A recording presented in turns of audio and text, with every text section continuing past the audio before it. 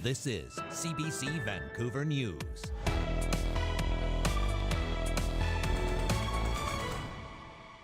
have a heart that's beating like a million beats per minute right now. 10 years later, justice for Coquitlam teen Amanda Todd, her cyberbully sentenced, and a message from her parents. Also, severe drought conditions in October with more hot days ahead, draining some of BC's reservoirs to record lows. And definitely one thing that I would want to be at the top of a candidates list too. Why some key election issues were somewhat left off the table in the campaign. Good evening and thanks for joining us. I'm Zahra Premji. Tonight, the parents of Amanda Todd say they finally have justice. The man who spent years tormenting their teenage daughter online before her suicide has been sentenced to 13 years in prison. That's more than what prosecutors had asked for in a case that's made headlines around the world over at least a decade. Lindsay Duncombe looks at what it all means for the Todd family. A decade almost to the day since Carol Todd's 15-year-old daughter killed herself, a sentence more than the grieving mother had hoped for. This will make a difference in the world for the kids, and I have to hope that Amanda's watching from somewhere to see what her voice did for everyone. Amanda Todd shared her story with the world in a heartbreaking online video posted shortly before her death, alerting so many to the horrors of cyberbullying on the internet. The torment began when Todd was just 12.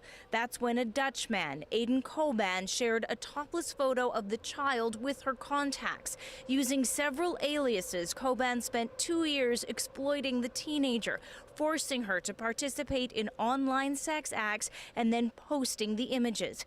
In August, Coban was convicted of extortion, harassment, communication with a young person to commit a sexual offense, and possession and distribution of child pornography. Justice Martha Devlin's sentence, 13 years in total, was a year more than the Crown had requested. She told the court he did cause profound harm that contributed to her mental health issues, depression, and substance use. Ruining Amanda's life was Mr. Coban's goal, and sadly, one that he achieved. This sentence is scheduled to begin after Coban finishes a Dutch sentence for similar crimes. The 44-year-old has 2 years left on an 11-year sentence in the Netherlands for similar offenses against 33 young girls, some as young as 9. Todd's family doesn't want any other family to endure this kind of loss. So we all have to learn from this. I just miss her, and I hope she sees we got her some justice. As for where Coban will serve his sentence, under the extradition agreement with the Netherlands, he has 45 days to be returned to his home country. Once that happens, as the family understands it, a judge will evaluate today's sentence and determine how much time he will serve in his home country. Lindsay Duncombe, CBC News, New Westminster.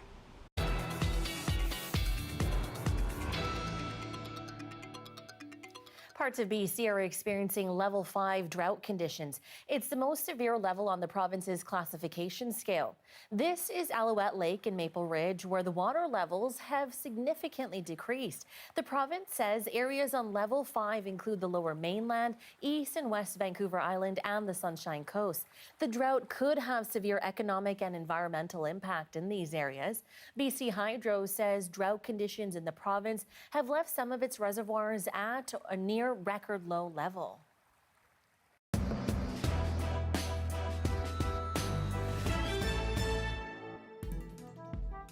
Well, election night is tomorrow. New municipal governments are set to be elected across the province, including in Linton, the town that burned down in last year's wildfires. Residents are casting a ballot in a town that's been changed forever. This year's election is a battle about the future of the town and the pace of reconstruction. Benoit Ferradini visited Linton this week. Linton is still a construction site 16 months after the fire. The ruins that were still visible in June have been finally taken away. With the skeletons of the village gone, all that remains are holes in the ground and little sign of a rebuild. It's been 16 months, and everybody there sit on their living room and say, why? Why can't I go back? That's the question for all three candidates running for town mayor. Denise O'Connor's house burned to the ground, and she had to go live in her childhood home above the town. She is a former school principal, and she helped run the Resiliency Center after the fire. I'm not campaigning on, improving health or improving transit or improving those kinds of things that we might in a typical election. Until we find out what's going on, couldn't make promises. The three candidates agree on one thing. The outgoing mayor and council have not communicated enough with the residents. I think I stand out in this mayoral race from them just because I won't put up with the things that they might politely put up with.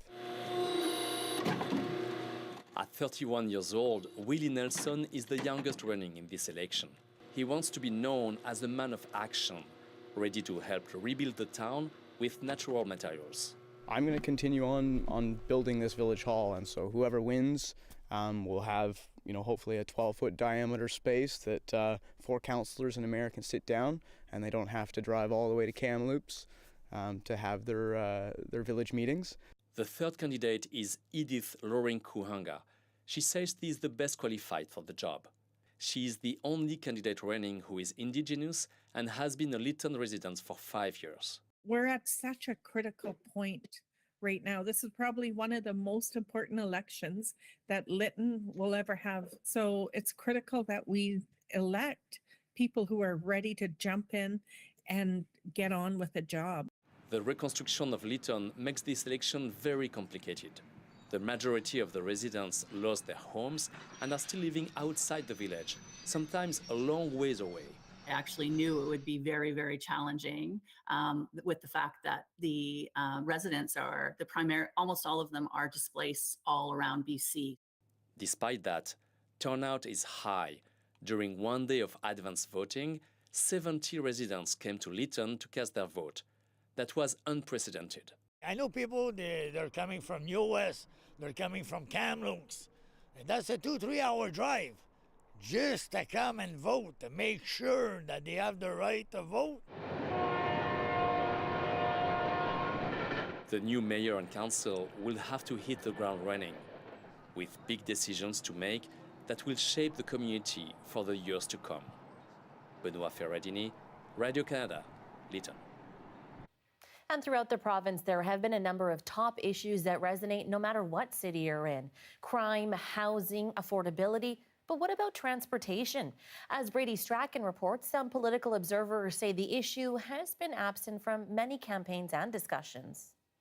Whether it's commuting to work or riding an electric scooter to the gym, a municipality's transportation network affects the daily life of nearly every resident. Transportation in general is a critical element for a city because it's closely related to the economic growth of a city. For example, it provides an option, a means to travel, to work, to move goods between point A and B.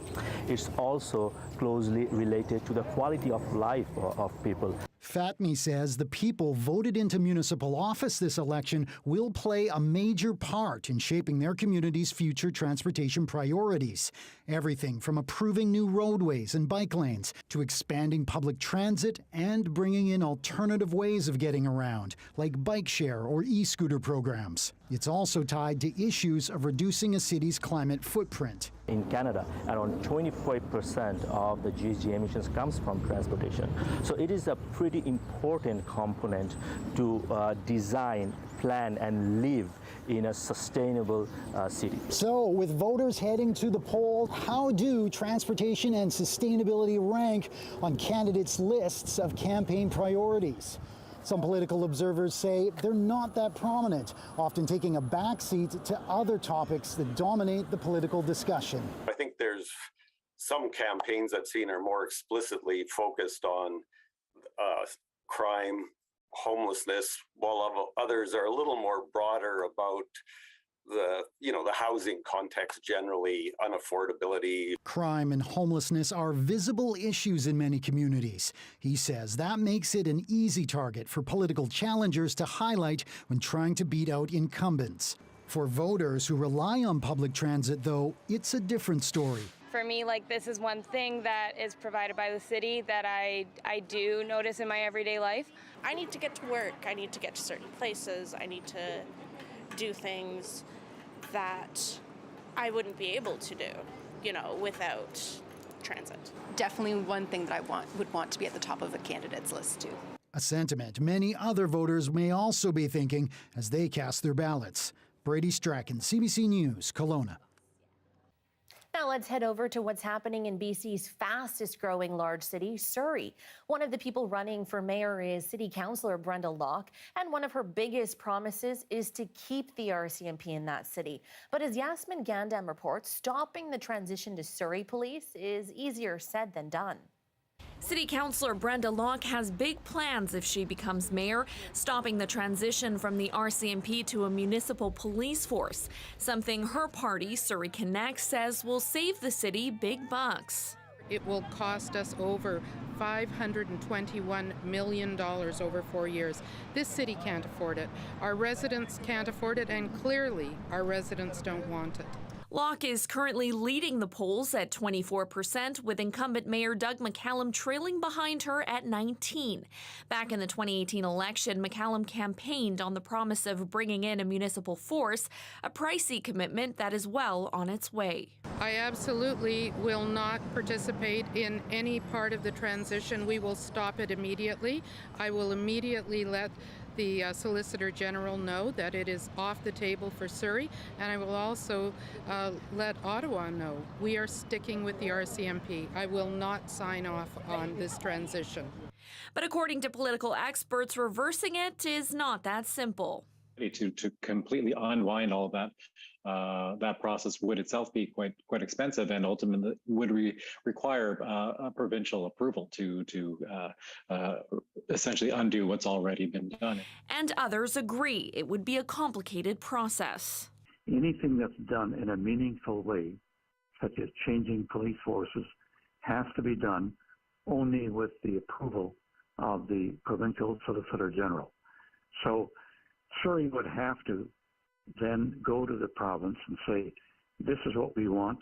In an email to CBC, the Ministry of Public Safety and Solicitor General says the minister's approval is required and decisions are subject to RCMP agreements and federal government policies.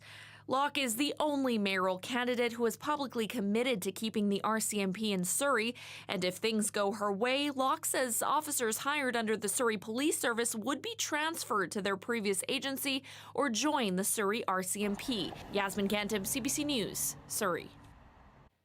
Now let's take an even deeper dive with our municipal affairs reporter Justin McElroy on how election night might shape up.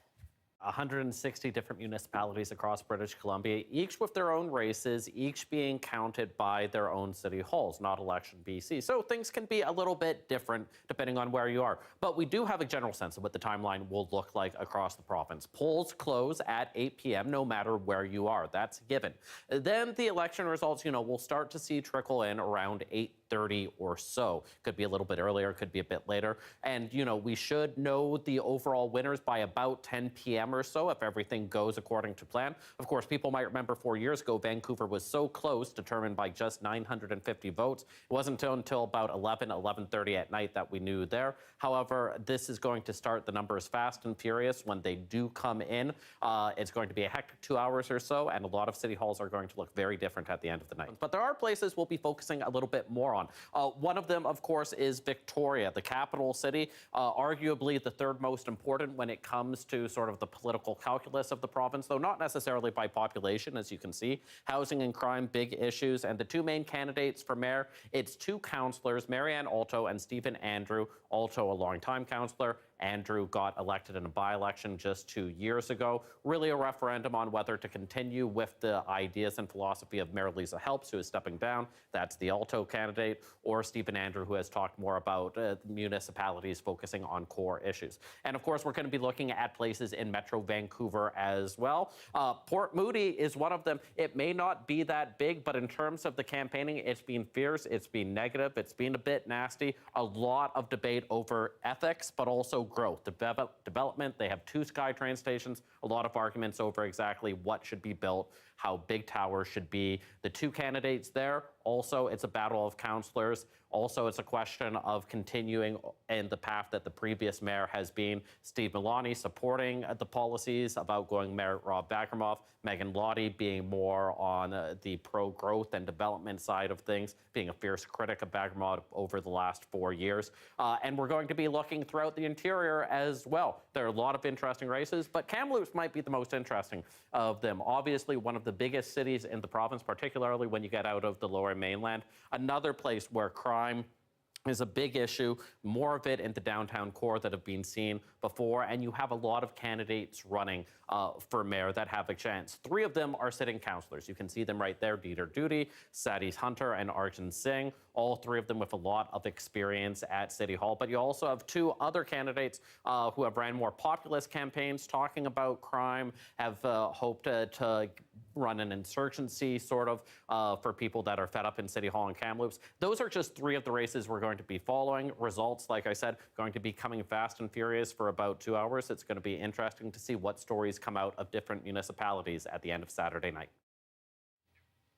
On election night, be sure to tune in to CBC Vancouver for our live special on TV, radio, and online. We will have in-depth analysis and up-to-the-minute results. Coverage, of course, across the province. Reporters will bring you the latest news live from candidate headquarters. It all starts at 7 p.m. tomorrow.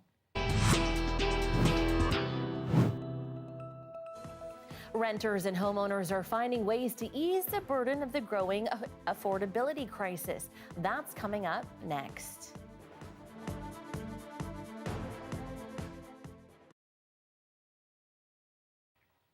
Thanks for sticking around during our commercial-free live stream. She is too young to drive a car, but Haley Bland is not too young to race at tracks around the Maritimes. And this year, the 14-year-old cleaned up in her rookie season, winning 10 races. No license, no problem for Haley Bland. I've hooked her up with a camera at Scotia Speed World. One thing Haley learned in her rookie racing season: I like the speed. I like to go really fast, and I like to compete against others. no one could have predicted she would burn up the track the way she has. Matter of fact, painted on her Bandolero racing car, her nickname, Wild Child, given to her during early practice runs because, well, she was wild on the track. So in this corner, I'd go over the curb, that's the white bit right there, and it messed up my line coming up here. And then I went too close to the wall, which is very dangerous. And then coming into that turn, I did it wrong, which made me, when I came out of turn 2, I'd go over the curb again, which would actually break my spindles. And then I'd go too close to the wall. Once she figured out how to hold the line, she won her first race, then 9 more wins followed. I'm in the chase vehicle with Scotia Speed World's Tim Terry. We're trying to catch Haley. How good is she? She's won 10 races this year. It's hard to gauge a beginner, but I think once she moves up, she's done well against the Outlaws in Fredericton. She's done well against the Outlaws in PEI. I think she's got it. Okay, so back at her home, her bedroom bookcase is full of the trophies she's won this year. This one is my last race that I did. Another car spun out right in front of me and smashed into me. Not your fault. No. And in their massive garage set up for tuning and fixing race cars, Haley's dad, Doug, is teaching her race car mechanics 101. Each track has a different setup for it. So. Oh, yeah. Now, he's a good racer himself, but this year, he was Haley's pit crew boss. Now he wears number 27 on his back, which is Haley's racing number. Here at the track, he gives his daughter a push out of the pits. Not really nervous at all anymore. We get more nervous if there's going to be any wrecks or accidents, how many repairs I'm going to have to do before the next heat. Very cool. That's the whole reason I got both my girls into racing was so her mother and I would feel more comfortable when they're driving a car on the main roads, that we'll know how they know how to handle the car. Haley's about 2 years away from being able to legally drive on the roads. For now, she's content going around the oval. Fast. Very fast. Colleen Jones, CBC News, Enfield.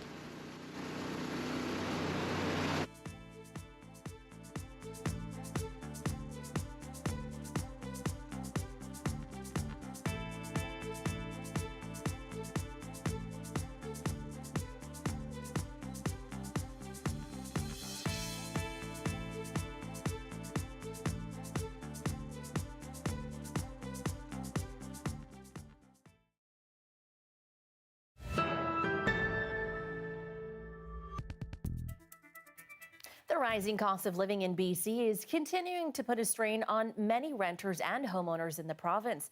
As Janella Hamilton reports in Vancouver, some are coming up with creative solutions to the growing affordability crisis. Oh, very good. Wow. Who carrots?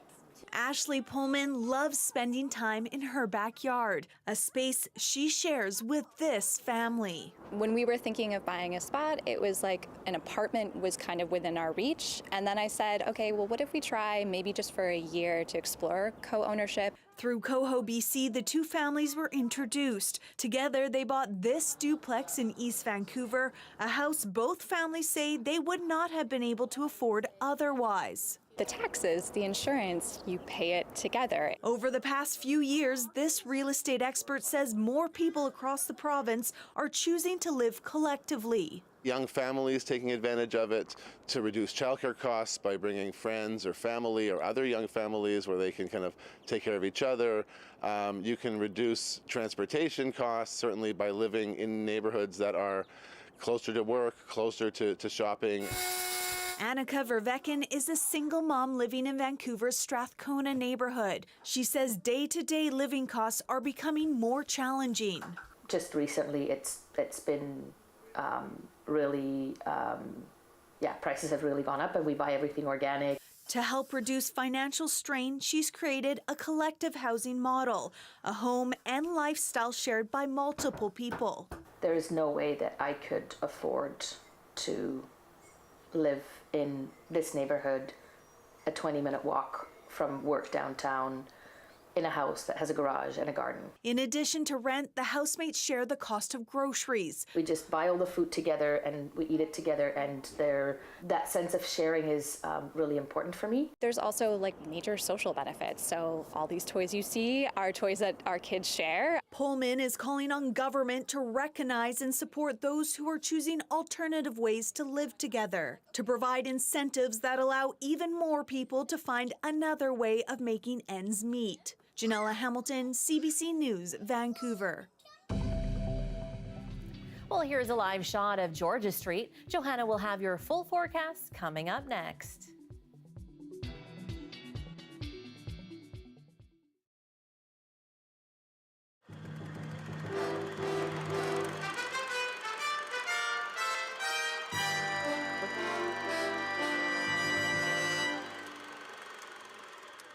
And as you know, some people were not very happy with the size of the print on the ballots. So this year we're using an entirely different system. The small ballot on the left was the type used in the last civic election, and more than a few of them were spoiled and the count of the results was delayed. This time, however, Vancouver voters will be using this much bigger ballot. The names on this facsimile are fictitious, but it gives a pretty good idea of what a Vancouverite will face on November 19th, Election Day. You don't use an X in marking the ballot, but rather connect two arrows located beside the name of your candidate selection. In the past, if you spoiled a ballot, it stayed spoiled. But the beauty of the new system is that it rejects a spoiled ballot on the spot. That ballot comes back, and when it comes back, a message is given out, and the message says, "Not voted, return to voter for review." So the voter has a chance to fill it out correctly and then feed it back to the machine. It should be a lot easier for voters when it comes to deciding which of the 77 candidates they'll choose to fill the 27 civic positions at stake. And it should speed up the election night returns. We hope so. We're saying 11 o'clock, but we hope that it might be a little earlier, but we won't make any promises. The city clerk says that any citizen who failed to get on the voters list this time around need not worry. You can do that at your polling place on November 19th. And she says there'll be plenty of staff there to help out. Terry Dolan, CBC News, Vancouver City Hall.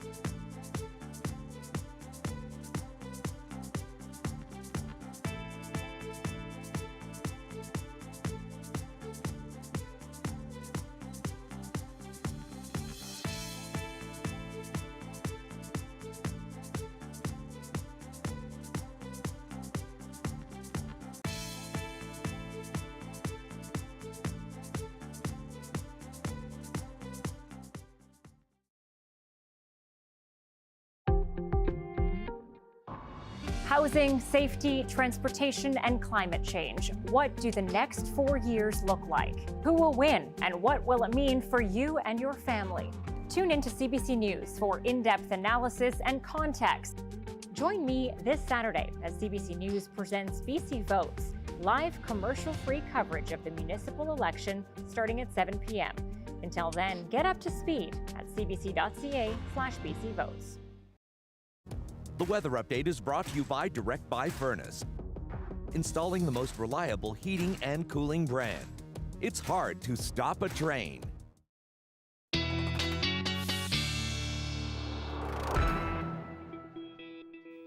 All right, time to check what's happening in the world of weather. So let's bring in resident meteorologist Johanna Wagstaffe.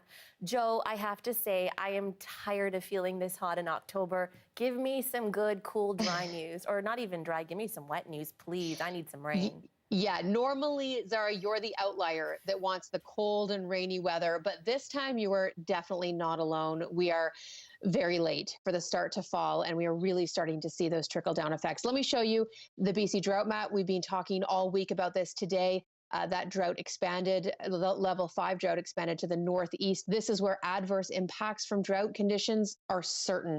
And we have been seeing that not just with water levels and wildfires, but also agriculture and fish. Yet again, breaking over 20 daily high temperature records after breaking 21 yesterday. West Van, Victoria University, Pemberton, Pitt Meadows, Comox, again, over 20 today, in the low 20s.